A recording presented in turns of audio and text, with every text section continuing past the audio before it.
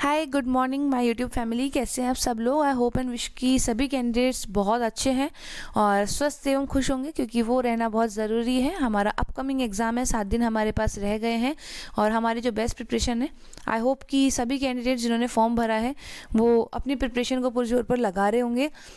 So guys, video को last तक देखिएगा। इसमें मैं बात करने वाली हूँ कि लास्ट 7 डेज़ में हम कैसे इस एग्ज़ाम में अपना बेस्ट दे सकते हैं, और जो एडमिट कार्ड कल रिलीज़ हो गए हैं उससे रिलेटेड जो इंस्ट्रक्शंस हैं उसके बारे में हम यहाँ पर बात करेंगे। तो वीडियो में लास्ट तक बने रहिएगा।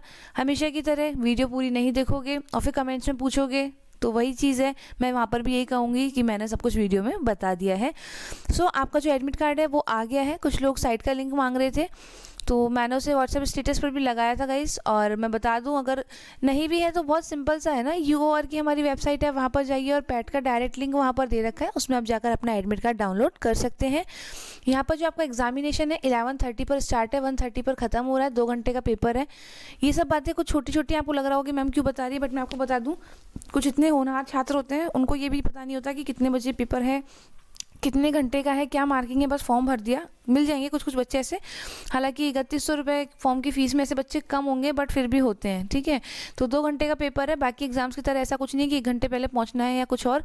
यहाँ के अकॉर्डिंग 30 मिनट्स पहले गेट खुलेंगे, यानी कि 11 बजे से आपकी एंट्री स्टार्ट हो जाएगी। बट आप लोग पैनिक नहीं होएं। ऑब्वियस सी बात है कि इस बार 2 ही घंटे हैं, 150 क्वेश्चन हमें करने, तो हमारे पास एक एक मिनट तो बड़ी बात है, सेकंड भी हमारे पास बहुत कीमती है। तो आप कोशिश करें कि ऑन टाइम जहाँ पर भी आपका सेंटर आया है, आइदर यूनिवर्सिटी कैंपस में है, महाराजा में है, महारानी में, कहीं पर भी है, 11 बजे आप लोग एनी हाउ पहुँच जाएँ। ज़्यादा से ज़्यादा 11:15 बजे आप लोग अपनी सीट को ग्रहण कर लें। उससे क्या फ़ायदा है मैं आपको बता दूं, 10 मिनट पहले आपको आपकी जो OMR शीट है वो मिल जाएगी, और वो मिलने के बाद आप उसको शांतिपूर्वक और बहुत सही तरीके से उसको फिल कर सकते हैं। क्योंकि हम जब लेट पहुँचते हैं तो पैनिक हो जाते हैं, और फिर OMR जैसी चीज़ों में गलती होना कोई बड़ी बात नहीं है, और आजकल के ट्रेंड के अकॉर्डिंग OMR वगैरह चेंज होती नहीं है, ठीक है। और लेट पहुँचने के तो लॉसेज ही हैं गाइज। ऑब्वियसली बात है कि हम पैनिक करेंगे, माइंड अपसेट हो जाएगा, उसका सारा नेगेटिव इंपैक्ट हमारे पेपर पर आएगा, कॉन्सेंट्रेशन बिगड़ जाएगा।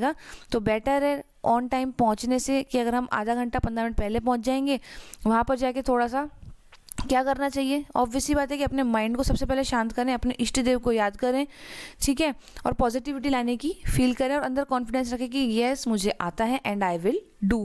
क्योंकि अगर आप पहले नेगेटिव होगा कि नहीं यार पता नहीं क्या होगा, कैसे होगा, तो आप अपना आधा कॉन्फिडेंस तो वहीं लूज़ कर देंगे। और जैसे ही वो कॉन्फिडेंस लूज़ करेंगे आप, तो आप जो क्वेश्चन सही भी कर रहे हैं बहुत बार क्या हो जाएंगे, वो आप गलत करने के लिए एकदम से, बहुत बार होता है, नॉर्मल सी बात है कि आपको लग रहा है नहीं डी है, फिर आपका खुद के ऊपर ही कॉन्फिडेंस नहीं है, नहीं यार शायद मे बी C और D सही था और आपने C पे क्लिक कर दिया। तो ऐसी चीज़ें एग्ज़ाम में होना कोई बड़ी बात नहीं है। सो गाइज, इसके बाद बात करते हैं एडमिट कार्ड के साथ हमें और क्या लेकर जाना है। तो आपको लेकर जाना है अपने साथ ब्लैक और ब्लू बॉल पेन होना चाहिए। इसके साथ आपके पास एडमिट कार्ड का प्रिंट होना चाहिए। एडमिट कार्ड पर आपकी लेटेस्ट फ़ोटो होनी चाहिए, आपके ओरिजिनल ID जिस पर आपका name, father's name, mother's name, और आपका जो भी परमिशन लेटर है उसके नेम सेम हो, ताकि किसी भी प्रकार का कॉन्ट्राडिक्शन वहाँ पर आपको देखने को ना मिले।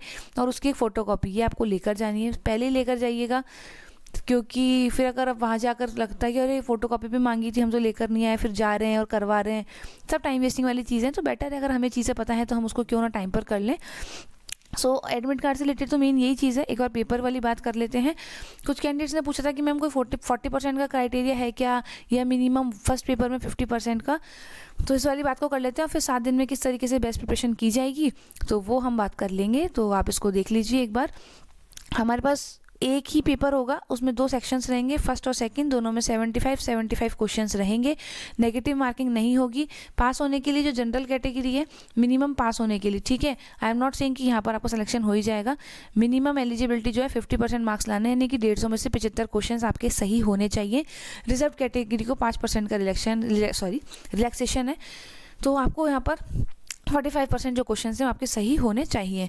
अब यहाँ पर ये क्वेश्चन सही होने का मतलब ये एश्योरेंस नहीं है कि आपका सिलेक्शन हो ही गया, क्योंकि आपको पता है कंपटीशन बहुत टफ है, सीट्स कम है, तो क्या जाएगी फाइनल कट ऑफ। तो इस चीज़ के बारे में बताने का मुझे लगता नहीं है ज़रूरी है, आप लोग समझते हैं। बट फिर भी स्टिल कुछ स्टूडेंट्स हैं जो आपको कमेंट सेक्शन में या फिर व्हाट्सएप वगैरह पर मुझे पूछते रहते हैं कि मैम इतने मार्क्स आ गए, क्या हम क्लियर हो गए। जैसे अभी शेखावटी यूनिवर्सिटी ने चीज़ें क्लियर नहीं की हैं। हालाँकि शेखावटी पर मैं कोशिश करूँगी कि एक अच्छा सा वीडियो ले आऊँ, तो जो कैंडिडेट्स क्लियर किए हैं उनको सारी इन्फॉर्मेशन मिल जाए।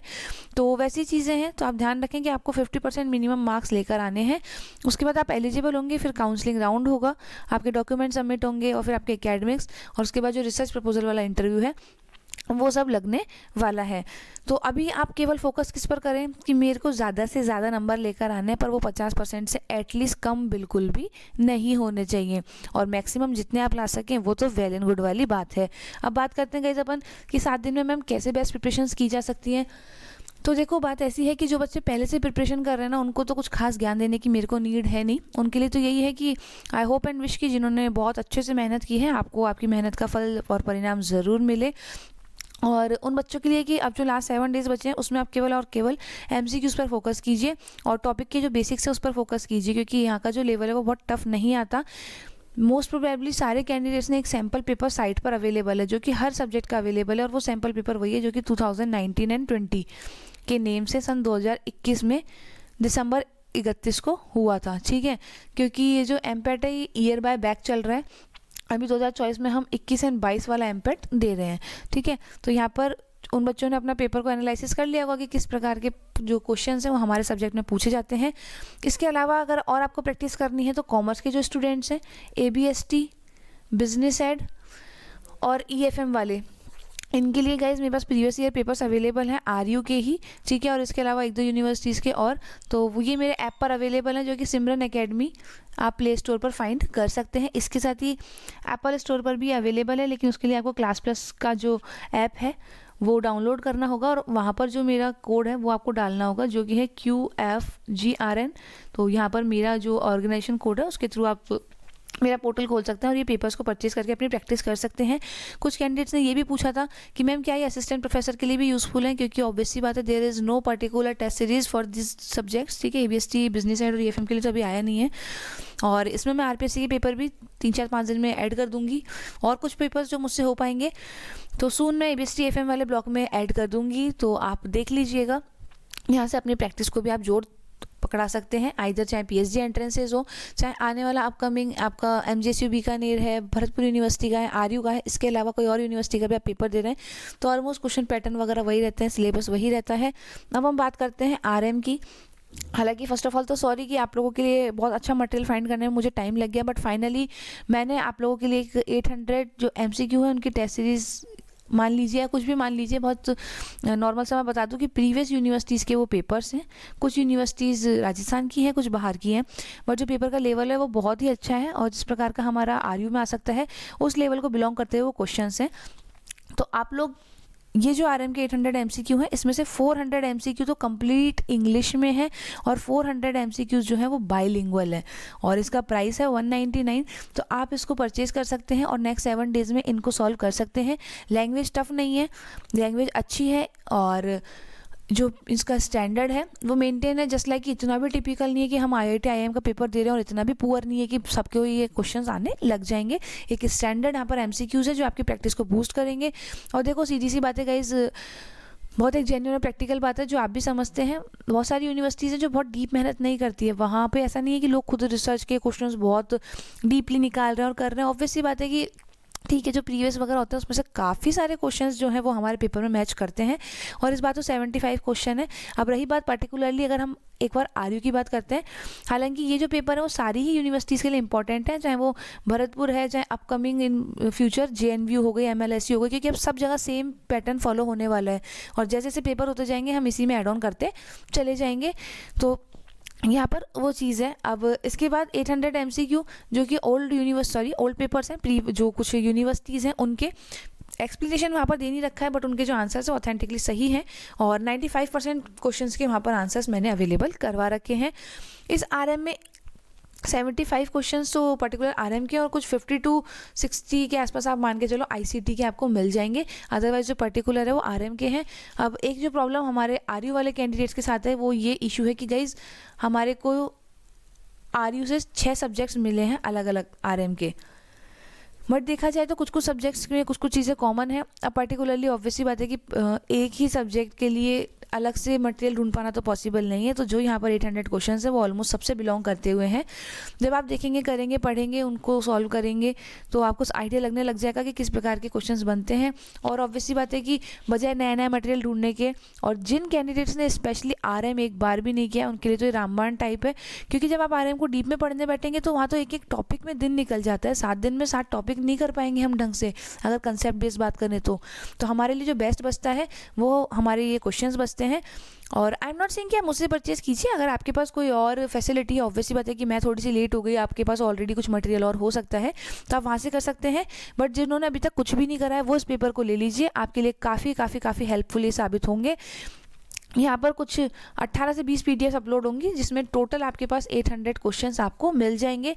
कुछ स्टूडेंट्स की डिमांड थी कि मैम हमारा हिंदी है मीडियम और इंग्लिश में हम नहीं कर सकते, तो मैं बता दूं आपको कि जो इसमें इंग्लिश मीडियम वाले पेपर है उनकी लैंग्वेज बहुत ज़्यादा टिपिकल टफ नहीं है। अगर आपको नॉर्मल इंग्लिश आती है तो आप कर पाएंगे, बट फिर भी उसके बाद भी कुछ कैंडिडेट्स की डिमांड कल में मेरे पास ये है कि मैम हिंदी। तो 800 क्वेश्चंस को सडनली कन्वर्ट करना इंग्लिश में तो हिंदी में पॉसिबल नहीं है। तो जो 400 क्वेश्चन मेरे पास बाइलिंगुअल अवेलेबल हैं उनको मैं 99 में और अवेलेबल करवा दूंगी। तो आप 10 बजे 11 बजे के बाद ऐप से बैक टू बैक अपडेट रहें। जो 199 वाला कोर्स है वो तो अवेलेबल है ऑलरेडी ऐप पर, तो आप लोग डाउनलोड कर सकते हैं। मैंने आपको बता दिया, सिमरन एकेडमी ऑन प्ले स्टोर जाकर आप कर सकते हो।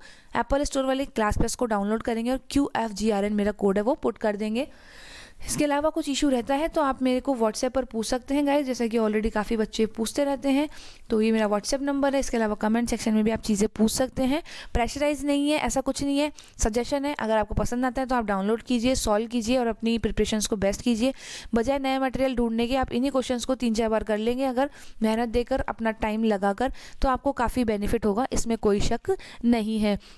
इसके अलावा जो और कैंडिडेट्स हैं जिन्होंने बिल्कुल तैयारी स्टार्ट नहीं की है उनके लिए तो ये बेस्ट है, क्योंकि अब उनके पास अगर आप माने तो 7 दिन में वो इसके अलावा कुछ और कर भी नहीं सकते। और स्टिल ऐसे कुछ कैंडिडेट्स हैं, कल 2 से 3 बच्चों के मैसेज ऐसे थे कि ma'am even we don't know कि हम कैसे क्या करें। आप मान के चलिए हम बिल्कुल इनिशियल लेवल पर हैं, तो वही सजेशन दिए मैंने कि अगर आपको आपके सब्जेक्ट के MCQ कहीं से मिलते हैं तो अब तो वही कीजिए, इसके अलावा आपके पास कुछ और नहीं है।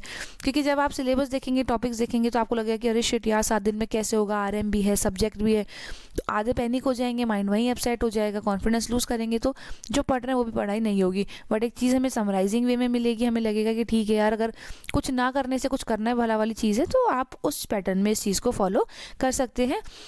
और आई होप एंड विश की गाइज प्रिपरेशन आप लोग बेस्ट करके जाएंगे, और मेरी बहुत सारी बेस्ट विशेज़ आपके साथ हैं जिन्होंने बहुत अच्छे से मेहनत की है, जो लोग अपने ड्रीम्स पूरा करने के लिए लड़ाई कर रहे हैं। आई होप एंड विश की ईच एंड एवरी कैंडिडेट का ड्रीम पूरा हो। सीट्स अच्छी हैं इस बार, ध्यान रखिएगा, कंपैरेटिवली पहले से, और कंपटीशन कंपैरेटिवली पहले से कम है, क्योंकि बच्चे जो बाकी के गवर्नमेंट एग्जाम्स हैं उनमें फंसे हुए हैं। फ़ीस ज़्यादा थी, समय कम दिया गया, सिलेबस चेंज किया गया, तो काफ़ी बच्चों ने अपना जो है बैक स्टेप ले लिया है। 6500 के आसपास फॉर्म भरे गए हैं, मैंने एक वीडियो भी डाला था, उसके बाद यूनिवर्सिटी ने लिंक हटा लिया था अपना साइट से, तो उसके बाद का डेटा अवेलेबल हो नहीं पाया, बट एग्जैक्टली कुछ 6500 बच्चों ने भरा है फॉर्म। तो ऑब्वियसली बात है, देखो 100% बच्चा तो कभी एग्ज़ाम नहीं देता, तो हम मान के चलते हैं ईच एंड इंडिविजुअल सब्जेक्ट में कुछ 10% के आसपास तो बच्चे एब्सेंट रहेंगे। इससे ज़्यादा का हम यहाँ पर अजम्पशन लगा नहीं सकते, क्योंकि पेपर इस बार उन्हीं कैंडिडेट्स ने भरा है जो बहुत सीरियस है।